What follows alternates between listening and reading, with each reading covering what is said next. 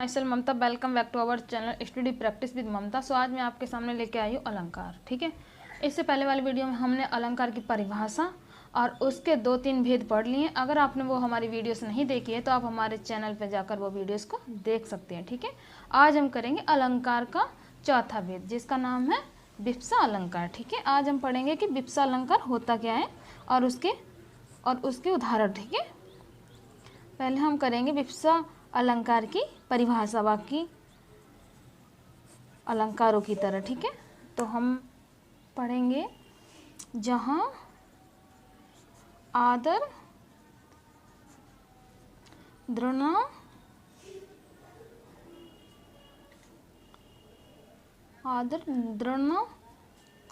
हर्ष, शोक,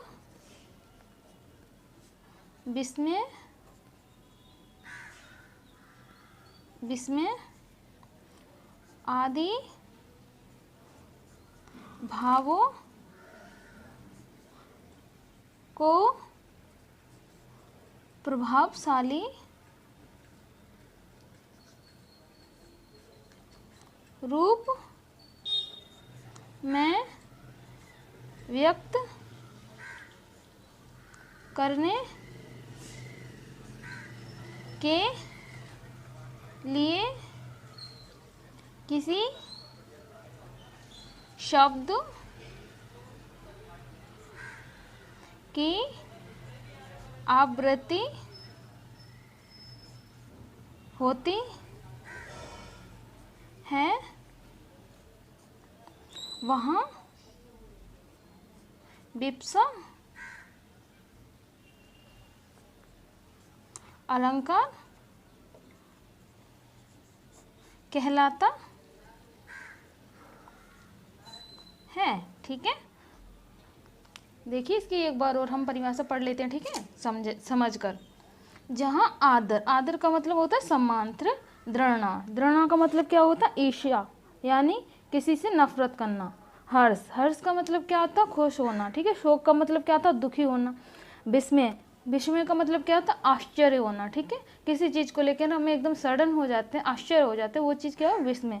आदि भावों को प्रभावशाली रूप में व्यक्त करने के लिए किसी शब्द की आवृत्ति होती है, वहाँ हम क्या कहलाते हैं विप्सा अलंकार होता है हमारा। ठीक है, जहाँ पर भी हमें ये सारे शब्द दिखाई देते हैं और जहाँ पर भी इन सारे शब्दों को आवृत्ति होती है वहाँ पर हमारा कौन सा विप्सा अलंकार होता है। ठीक है, अब हम इसके कुछ उदाहरण करेंगे। ठीक है, चलिए हम उदाहरण करते हैं इसके।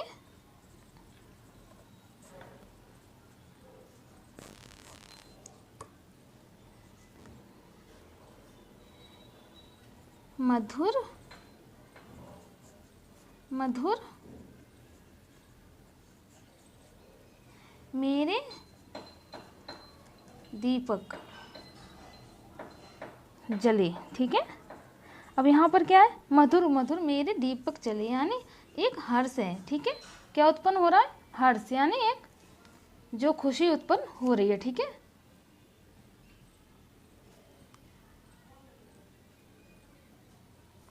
ठीक है, अब हम दूसरा देखते हैं। मित्र कभी मत कहना। तो यहाँ पर क्या हो रहा है मित्र कभी मत कहना यानी उसे क्या हुआ उससे ऐसी कोई बात हो गई है जिससे वो कह रहा है कि तुम मुझे अपना मित्र कभी नहीं कहना। ठीक है, तो यहाँ पर क्या हो रहा है कि एक आश्चर्य प्रकट हो रहा है। ठीक है, और एक दुख भी हो रहा है। ठीक है, अब देखिए अब हम इसका तीसरा उदाहरण देखेंगे। ठीक है, जैसे हाँ। ठीक है, ये हमारा क्या विस्मय आदि बोधक वाला। ठीक है, इन्हें रोकन को टोक ना लगाओ तुम। ठीक है, अब देखिए इस वाले उदाहरण में क्या है हाँ यहाँ पे क्या है विस्मय एक आश्चर्य उत्पन्न हो रहा है। ठीक है, इन्हें रोकन को टोक ना लगाओ तुम। क्या कह रहे हैं अगर कोई भी इंसान है जिसे हम अपना मानते हैं, ठीक है, और वो हमें मना कर देता है, तो क्या है यहाँ पे कोई इंसान कह रहा है कि अगर वो बुरा मान जाता हम उसे रोकते टोकते हैं तो वहाँ पे क्या हो रहा है कि इन्हें रोकने के लिए टोक ना लगाओ, ठीक है। तो यहाँ पे क्या एक आश्चर्य उत्पन्न हो रहा है, एक विस्मय, ठीक है। तो जहाँ पर भी ऐसे शब्द आते हैं वहाँ पर हमारा कौन सा, हमारा विप्सा अलंकार का जो चौथा वेद है वो खत्म होता है, ठीक है। अब हम करेंगे इसका पांचवा वेद, ठीक है, जिसका नाम है हमारा वक्रोक्ति अलंकार।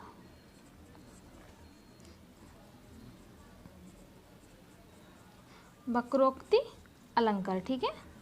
अब हम पहले इसका वक्रोक्ति अलंकार क्या होते हैं इसकी हम परिभाषा पढ़ेंगे, ठीक है। उसके बाद से हम इसको उदाहरण देकर समझाएंगे।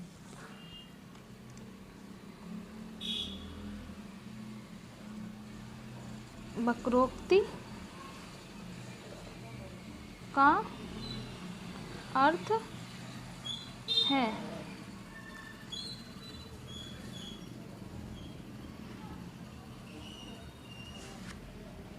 का अर्थ है वक्र उक्ति, ठीक है।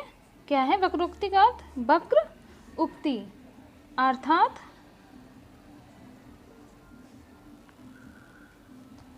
टेढ़ी उक्ति, ठीक है। वक्रोक्ति का अर्थ क्या होता है, टेढ़ी युक्ति, ठीक है। टेढ़ी उक्ति कहने वाले का अर्थ कुछ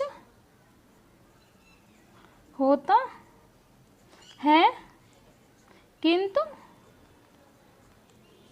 सुनने वाले उससे कुछ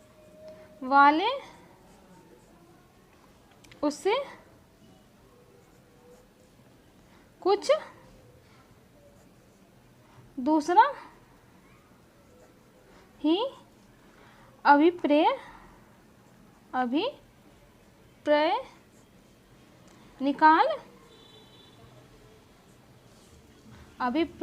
निकाल लेते हैं, ठीक है। अब हम इसकी एक बार और परिभाषा को पढ़ेंगे, उसके बाद से हम फिर इसका उदाहरण देंगे। वक्रोक्ति का अर्थ है वक्र उक्ति अर्थात टेढ़ी उक्ति, कहने वाले का अर्थ कुछ होता है किंतु सुनने वाले उसे कुछ और दूसरे ही अभिप्राय निकाल लेते हैं, ठीक है। इसका मतलब ये है कि जो कहता है इंसान उसका मतलब तो कुछ होता है, लेकिन जो सुनने वाला होता है वो तो कुछ भी अर्थ निकाल सकता है। तो इसका मतलब है कि कहने वाले तो कुछ और कहते हैं, लेकिन जो सुनता है श्रोता तो वो कुछ और गलत मतलब निकाल लेता है, ठीक है। जैसा ऐसा तो कई बार मेरे साथ भी हुआ है कि मेरे सामने से कोई कुछ और कहता है लेकिन मैं समझ को छोड़ जाती हूँ, इस वजह से मेरी लड़ाई झगड़े भी हो जाते हैं कई बार, ठीक है। तो लेकिन अगर इंसान साफ सीधी बात बोल देता है तो हमें एक ही बार में वो चीज़ समझ आ जाती है, ठीक है। तो चलिए अब हम इसका उदाहरण करते हैं। इसका उदाहरण है एक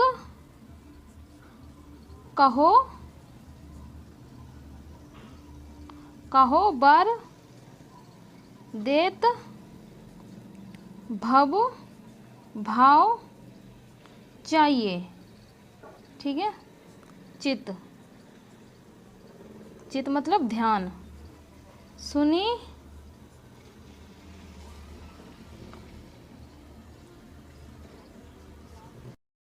भनी सुनी कहे कोहे कोऊ भोले भवई भाव चाहिए मित, ठीक है। अब इसका हिंदी अर्थ क्या होता है, ठीक है। अब हम ये पढ़ेंगे। किसी ने कहा कि शिव जो है वर देते हैं, लेकिन उसके लिए चित्त में क्या होना चाहिए, भाव होना चाहिए, ठीक है। अगर हम शिव से वर लेना चाहते हैं तो हमारे अंदर क्या होता है, चित्त में एक भाव होना चाहिए, ठीक है। जब ही जो है शिव हमें वर देंगे, ठीक है।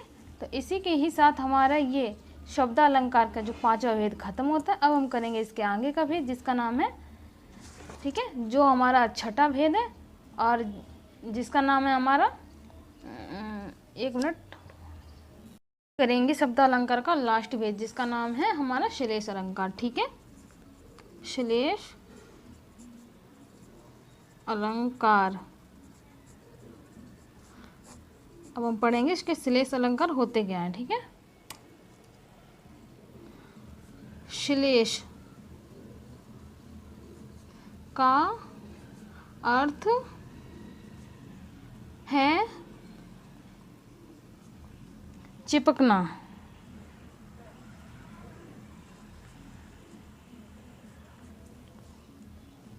जहाँ एक शब्द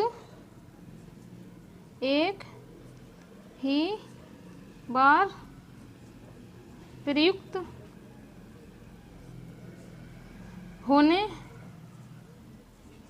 पर दो अर्थ दे, वहाँ श्लेष अलंकार होता है। ठीक है, अर्थात जहाँ एक ही शब्द से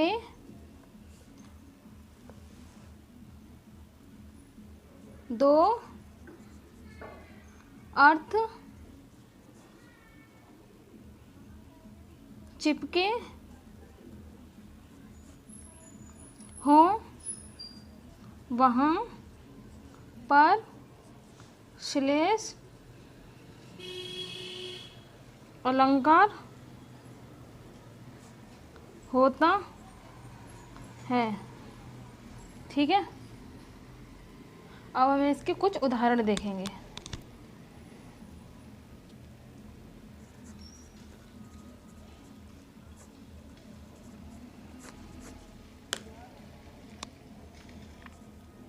रहीमन पानी राखिए बिन पानी सब सूना।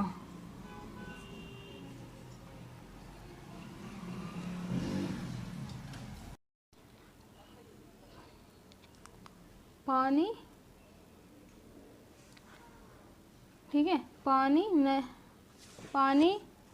में न उभरे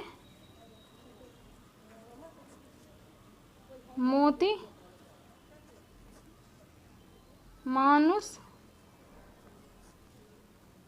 चूना। ठीक है, इसका अर्थ क्या है? इसका अर्थ है यहाँ पर पानी शब्द, ठीक है, रहीमन पानी राखिए बिन पानी सब सूना। क्या कह रहे हैं रहीमन जी?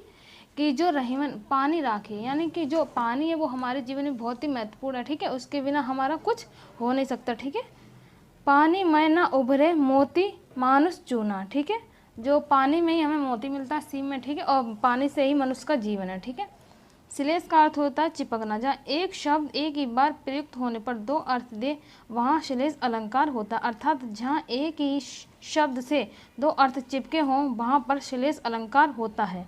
ठीक है, तो यहाँ पर आज हमारा शब्द अलंकार के 6 के 6 भेद खत्म होते हैं। ठीक है, अगर आपको हमारी ये वीडियोस पसंद आई है तो आप हमारी वीडियो को लाइक करें, शेयर करें, और अगर आप हमारे चैनल पर नए हैं तो हमारे चैनल को सब्सक्राइब जरूर करें, जिससे हमारी आने वाली वीडियो आप तक आसानी से पहुंच सके। ठीक है, हम मिलेंगे आपको शब्द अलंकार के भेद लेके अपनी अगली वीडियो में। जब तक के लिए बाय एंड टेक केयर।